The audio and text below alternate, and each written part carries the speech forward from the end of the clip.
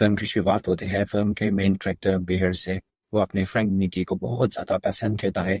वो उसे प्रपोज भी करना चाहता है, लेकिन आज तक वो कर नहीं पाया, क्योंकि उसके अंदर आज तक हिम्मत ही नहीं हुई निकी को सब सच बताने की। पर अब वो ज्यादा देर नहीं करना चाहता, इसलिए वो अपने दोस्तों के साथ बैठकर निकी को प्रपोज करने की प्रैक्टिस कर रहा था। जब वो इस सब में बहुत ज्यादा अच्छा हो जाता है, तब उसके दोस्त कहते हैं अब तुम्हें फौरन निकी से मिल लेना चाहिए। ये भी अपनी सोचों में एक्साइटेड हो जाता है और फौरन खुशी खुशी घर जाता है। लेकिन जल्द ही उसकी ये खुशी कमी में बदल जाती है जब वो अपनी पेट कैट को मरा हुआ देखता है। उसकी रीजन भी वो खुद था, उसने खुद ही अपनी मेडिसिन खुली छोड़ दी थी, जिसे खाने की वजह से उसकी कैट मर गई थी। इसे गिल्फ में वो सदमे में चला जाता है। कई दिन तक ना तो वो किसी से बात करता है और ना ही घर से बाहर निकलता है। और इस दौरान उसकी दुनिया तकरीबन बदल जाती है जब उसे पता चलता है कि निकी तो अब एक दूसरे मुल्क जाने वाली है पढ़ने के लिए, और शायद अब वो बियर को मिल ही ना पाए। इस चीज ने बियर की इस हिली हुई जिंदगी को और हिला दिया था।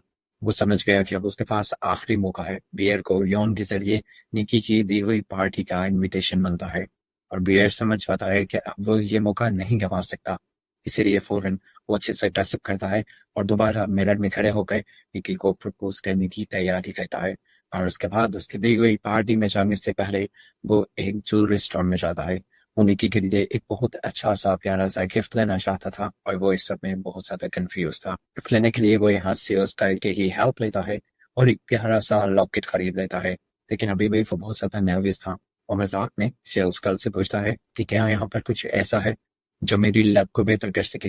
वो सेल्स गर्ल हंसती तो है, लेकिन उसे कुछ लकी चार्म्स दे देती है। इन सब में से भी उसे कुछ पसंद नहीं आता, और उसकी नजर पड़ती है एक स्टिक पर, जिस पर लिखा हुआ था कि तुम इसके जरिए अपनी कोई भी एक विश पूरी कर सकते हो। वो उसे देखता है, हैरान होकर हंसता है और सेल्स गर्ल से पूछता है क्या ये सच में काम करता है। ये सुनने के बाद अचानक से सेल्स गर्ल का चेहरा अजीब हो जाता है, और वो बहुत ही सीरियस होकर उसे बताते हैं कि जिसने भी इसे इस्तेमाल किया उसके लाइफ वापस पहले जैसी नहीं रही। ये सुनकर बियर को थोड़ा दर्द तो लगा था, लेकिन फिर उसने इस बात को इग्नोर कर दिया। ऐसी अजीब बातों पर उसे कभी बिलीव था भी नहीं। लेकिन आज क्योंकि मामला उसके प्यार का था, इसीलिए वो स्टिक को ले लेता है। अब आ जाता है वो पार्टी में।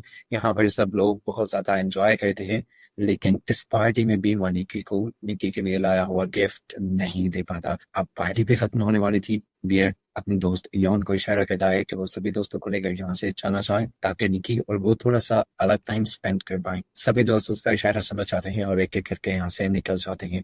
जिसके बाद बियर निकी को लेकर अपने घर में उसे उसके घर ड्रॉप करने के लिए निकल जाता है। अब पूरे रास्ते में वो उसे प्रपोज करना चाहता था, अपनी फीलिंग बताना चाहता था, लेकिन वो कंफ्यूज रहा। जितनी उसने प्रैक्टिस की थी वो सब भूल गया था। इस टाइम उसे कुछ समझ नहीं आ रहा था, दिमाग में 100 बातें थी उसके। और इसी सब के दौरान निकी का घर भी आ जाता है, और बियर आज भी अपनी फीलिंग बिना बताए रह जाता है। निकी अब कार से निकलकर जैसे ही जाने लगते हैं, तो बियर तड़प कर उसे आवाज देता है। निकी रुकती है, उसे पूछती है क्या हुआ बियर। लेकिन बियर इस बार भी उसे कुछ नहीं कह पाया था, लेकिन उसकी आंखें बोल रही थी जो वो कहना चाहता था। निकी वो फेस करती है और उसे पूछती है क्या तुम मुझसे प्यार करते हो। ये सब उसके मुंह से सुनना बियर के लिए बहुत ज्यादा शॉकिंग था। इस शौक में वो कुछ भी बोल नहीं पाया, और निकी भी मुड़कर यहाँ से चली गई। और इस टाइम पे जाकर उसे झटका लगा कि उसने क्या कर दिया था।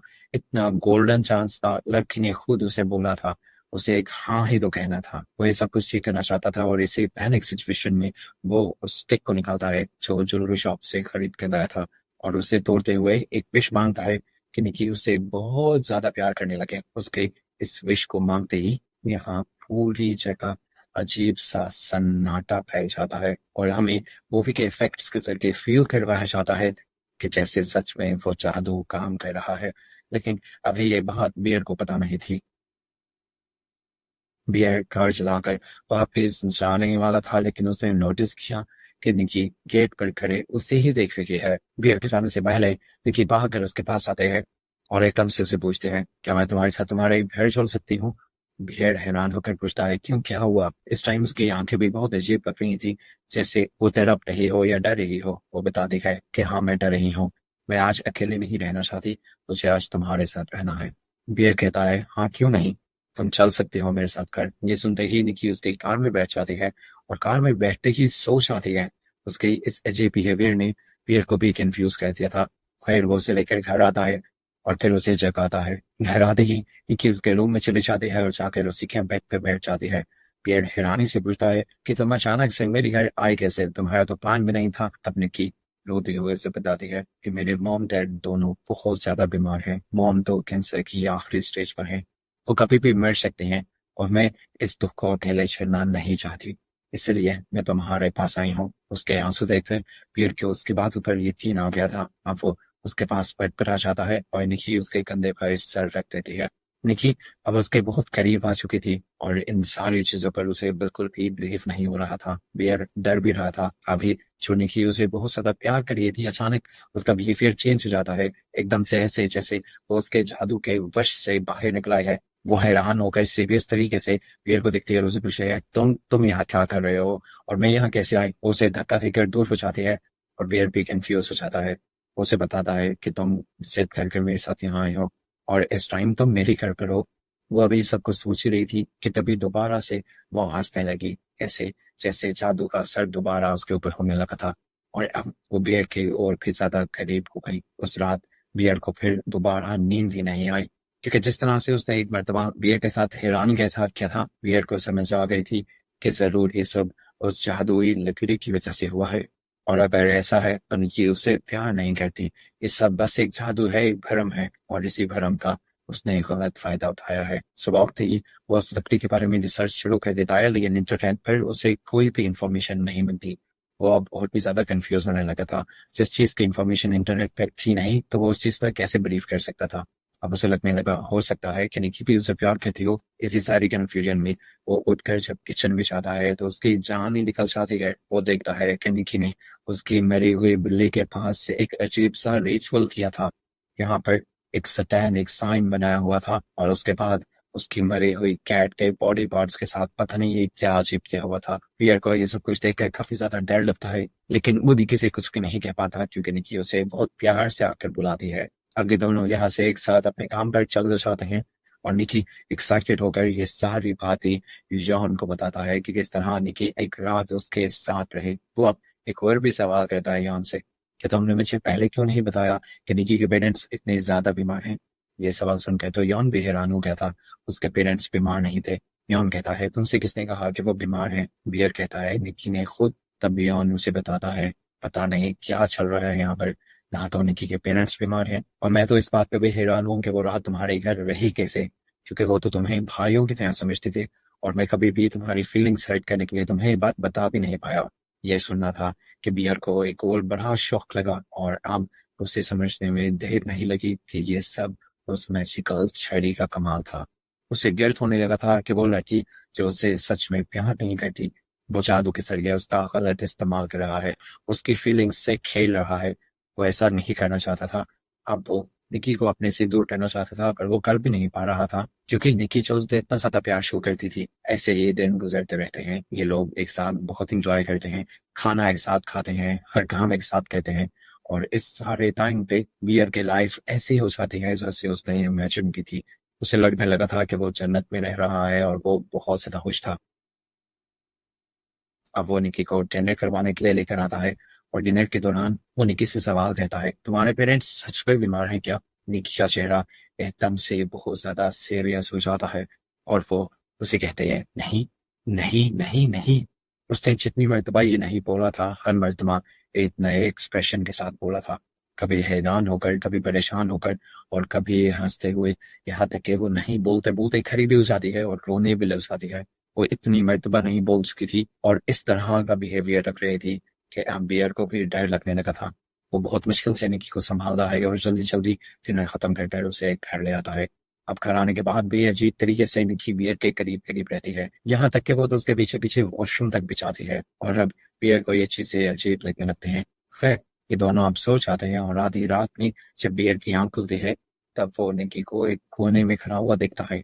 इस टाइम कभी वो हंस रही थी, कभी वो रो रही थी और उसकी हालत बहुत ही ज्यादा खराब थी। वो ऐसे खड़ी थी कि जैसे वो किसी चीज के पोजेशन में हो, किसी चीज ने उसे अपने कब्जे में किया हुआ हो। इसके बाद वो अचानक से एक वॉज उठा लेते हैं और उसे अपने मुंह के सामने रखते हुए अजीब सी वॉक करते हुए बियर के इस दाम में आते हैं। वो इस टाइम इस तरह चल रही थी जैसे वो कोई इंसान ना होकर शैतान हो। अचानक वो अपने मुंह के साइड से वो आवाज दिखाते हैं और बियर को डराने की कोशिश करते हैं और बियर डर भी जाता है। इसके बाद वो हंसते हंसते बिस्तर के ऊपर गिर जाती है और एक मर्तबा के लिए बियर को लगता है कि क्या पता वो प्रैंक ही कर रही हो, लेकिन अब ये सारी चीजें उसे अजीब लगने लगी थी। अब हर गुजरता दिन पहले से ज्यादा अजीब होने लगा था। निकी का प्यार बियर के जे जुनून बनता जा रहा था। वो उसे घंटों खड़ी देखती रहती थी, यहाँ तक कि अब तो उसकी स्माइल भी बहुत अजीब हो गई थी और बियर को उसकी स्माइल से भी डर लगता था। और इन सारी चीजों से परेशान होकर अब वो ये सारी चीजें अपने फ्रेंड से डिस्कस करने के लिए आ जाता है। ये लंच का टाइम था, दोनों अपना लंच कर रहे थे और बियर सारा को बता रहा था कि निकी से मैं प्यार तो करता था, लेकिन अब निकी वो निकी नहीं रही जिससे मैं प्यार करता था। वो अजीब हो गई है, हर तरफ मेरे इर्द गिर्द मंडलाती रहती है और कभी कभार तो मुझे उसकी हरकतों से डर भी लगता है। इस टाइम वो सैंडविच खा रहा था, लेकिन सैंडविच का बाइट लेते हुए ही उसे एक अजीब सी फीलिंग आती है कि सैंडविच बहुत ज्यादा अजीब लग रहा था। उसे जब सैंडविच को खोल कर देखा तो उसके अंदर उसी के मरी हुई बिल्ली का मीट था। और ये देखकर वो बहुत ज्यादा डर जाता है और उसका दिल इतना खराब हो जाता है कि उसे फौरन वॉमिट हो जाती है। यहाँ तक कि वो तो अपना लंच भी गिरा देता है। अब तो वो समझ गया था कि निकी वो निकी नहीं रही जिसे वो जानता था। वो समझ गया कि निकी को जरूर किसी इवल पावर ने प्रोसेस कर लिया है, जिसकी वजह से वो ऐसी हरकतें कर रही है।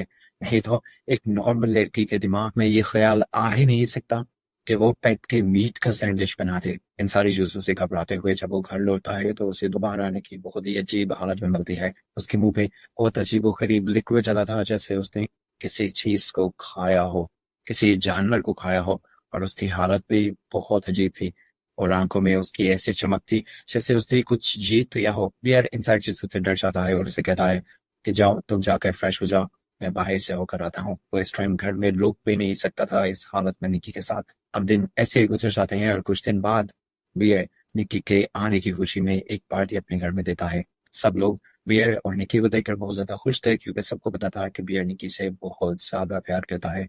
लेकिन यहाँ जो सब लोगों को अजीब लग रहा था वो ये था कि निकी कभी भी ऐसे प्यार नहीं करती थी और इस टाइम वही किसी जुनून की हद तक बियर से अपना प्यार शो कर रही थी। सभी बातें करने लग जाते हैं यहाँ पे और यहाँ निकी नोटिस करते हैं कि सब बियर के साथ बहुत ज्यादा अटैच हैं। और ये चीज देखकर उसे गुस्सा आ जाता है। वो खड़ी होती है और सबसे कहते हैं कि आप हम सब मरने वाले हो। सबको उसकी बात अजीब लगी थी। वो सबसे कहते हैं कि मुझे वो लोग बिल्कुल पसंद नहीं जो बियर के करीब बातें हैं। उसकी बातों से ये सब लोग डरते थे, यहाँ तक कि बियर भी। बियर समझ गया था कि उसका ये प्यार प्यार से बहुत आगे बढ़ जाए और जरूर ये अब कुछ गड़बड़ करेगा। ये कहने के बाद ऐसा नहीं है कि निकी यहाँ से चलो जाती है या कुछ नहीं कहती। वो यहाँ पर पड़ी हुई एक बोतल उठाती है, उसे टेबल पर मार कर तोड़ देती है और उसके बाद उसे अपने ही मुंह पे स्टैब कर देती है। ये नजारा देखकर सब लोग बहुत ज्यादा डर जाते हैं और भी सब लोगों से सॉरी कहते हुए सब लोगों को घर जाने को कहता है और उन्हें बताता है कि आज का निकी की तबीयत कुछ ठीक नहीं रहती, मुझे उसे डॉक्टर के पास लेकर जाना चाहिए। बियर घर आकर उसे खुद से सवाल करता है कि आखिर तुम्हें हो क्या किया है, ये सारी हरकतें तुम क्यों कर रही हो, क्या तुम मुझे किसी चीज की सजा देना चाहती हो। बहुत ही अजीब अंदाज में निकी कहते हैं नहीं, ऐसा कुछ भी नहीं है। वो इस टाइम भी उसके करीब आने वाली थी, लेकिन बियर उससे दूर हो जाता है और उसे कहता है मैं अब तुमसे तंग आ चुका हूँ, तुम्हारा ये जुनून मुझसे बर्दाश्त नहीं हो रहा और अब बस बहुत हो गया। मैं तुम्हें तुम्हारे घर छोड़ाऊंगा और तुम अब मेरे घर नहीं रहोगी। ये कहकर वो रुकता नहीं है बल्कि यहाँ से चला जाता है। और इन बातों के बाद निकी गुस्से में आ जाते हैं। वो फौरन किचन में जाती है और एक बड़ा सा चाकू निकाल लेते हैं और उसे लेकर बियर की तरफ बढ़ने लगते हैं। अब बियर कंफ्यूज हो गया था, अपने आप को बचाने के चक्कर में वो नीचे भी गिर जाता है और इस टाइम उसे समझ आ जाता है कि अपनी जान बचाने के लिए उसे क्या करना है।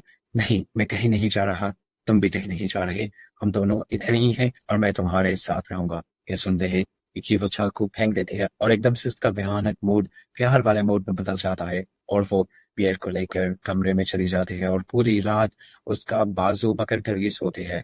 आधी रात को जब बियर ये देखता है कि निकी पूरी तरह सो गई है तब वो बहुत ही ध्यान से उठकर घर से बाहर निकल जाता है और सारा को घर के बाहर बुलाता है, क्योंकि सारा भी अब उसके लिए बहुत ज्यादा परेशान थी। वो गाड़ी में बैठकर सारा को निकी की हालत के बारे में सारी चीजें बताता है और इससे पहले कि वो मैजिकल स्टिक वाली भी बात बता पाता निकी की आंख खुल जाती है और बियर को घर पर ना देखकर वो डर जाती है। और जब वो बाहर आकर बियर को सारा के साथ दिखती है तो उसे बहुत ज्यादा जलसी होती है और इस जलसी में वो जो कुछ करती है उसका तो इन दोनों ने सोचा नहीं था। अचानक से वो सारा की साइड पर आकर गाड़ी के शीशे तोड़ देती है गाड़ी के शीशे स्टीयरिंग पर रखते हुए वो बार बार उसके मुंह को स्टीयरिंग पर मारती है, यहाँ तक कि सारा की मौत हो जाती है। और बियर को तो कुछ करने का, कुछ कहने का टाइम भी नहीं मिलता। ये सब इतना जल्दी में हुआ था कि ये लोग शौक ही रह गए थे। बियर की तो सोचते समझने की ताकत भी खत्म हो गई थी। वो तो अपने आप को बचाने के लिए यहाँ से भाग भी नहीं पाया। सैरा को मारने के बाद निकी अब गाड़ी की दूसरी तरफ से बियर के पास आई और उसने बियर को गले लगा लिया। अब वो इन सारी चीजों से थक चुका था। वो इन सारी चीजों को खत्म करना चाहता था, लेकिन कोई तरीका उसे मिल नहीं रहा था। फाइनली वो फैसला करता है उसी दुकान पे वापस जाने का जहां से उसने कोई स्टिक लिया था। और यहाँ उसी सेल्स गर्ल को सारी बात बताता है कि किस तरह उसने उस वुडन स्टिक से एक विश मांगी थी और वो विश उसके ऊपर उल्टी कर ले जा रही है और अब उसे उस सब चीजों से बाहर निकलना है। यहाँ पर वो लोग उसे बताते हैं कि इन चीजों से निकलना आसान नहीं। विश एक बार मांगी जाती है और वो पूरी भी होती है और उस विश को कोई भी अंडू नहीं कर सकता। वो सोचने के बाद ये लोग एक हल्फ में निकालते हैं कि क्यों ना भी ये कोई दूसरा इंसान विश मांगे। ये हाल सबको बहुत अच्छा लगता है। बियर बिना सोचे समझे एक और स्टिक खरीदता है और अपने दोस्त यॉन के पास जाता है। उसे सारी बात बताता है कि किस तरह ये स्टिक काम करती है और उसे अब इस स्टिक को बियर के लिए इस्तेमाल करता है और ये सोचता है कि बस बियर की लाइफ पहले ही जैसी हो जाए। यॉन ये सब करने के लिए तैयार था। वो स्टिक को पकड़ भी लेता है, लेकिन तभी उसके दिल में लालच आ जाता है। वो दिल में ये विश रखने की बजाय कि बियर की लाइफ सेट हो जाए, ये विश रख लेता है कि उसे बहुत सारी दौलत मिल जाए। और जैसे ही उस स्टिक को तोड़ता है तो ऊपर से पैसों की बारिश होने लग जाती है और ये देखकर बियर टूट जाता है। इस टाइम उसके दोस्त ने भी उसे धोखा दे दिया और अब ये विश ठीक नहीं होगी। अब टूटा हुआ बियर ठहराता है और निकी को उसी अजीब डरावनी हालत में देखता है। इन चीजों से वो डर चुका था, थक चुका था और अब उसे एक आखिरी हल याद आता है। उसे याद आता है कि सेल्स करने बताया था कि जिस आदमी ने विश मांगी हो, अगर वो आदमी मर जाए तो उसी के साथ ये विश खत्म हो सकती है।